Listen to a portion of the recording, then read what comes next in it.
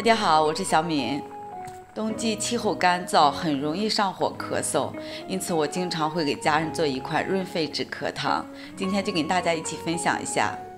买食材的时候，我发现最近的梨好贵啊，也不知道我们这边价格高，还是全国都涨价了。我们先看一下食材，这个是身价暴涨的梨。我最喜欢吃的小金桔，应该也是下火润肺的最佳水果了。红枣，助消化、清甜爽口的马蹄。这个是小银耳，滋阴润肺的效果是特别好。先来清洗一下小金桔，水中放入盐，表皮搓干净，这样这个汤的味道会更好一些。去掉尾部的小蒂，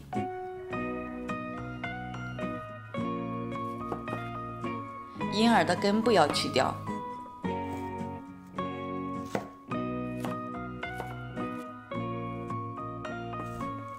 梨切成颗粒状就可以。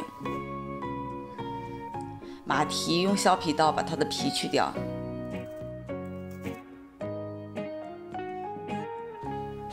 所有的食材都备齐了，开始做汤吧。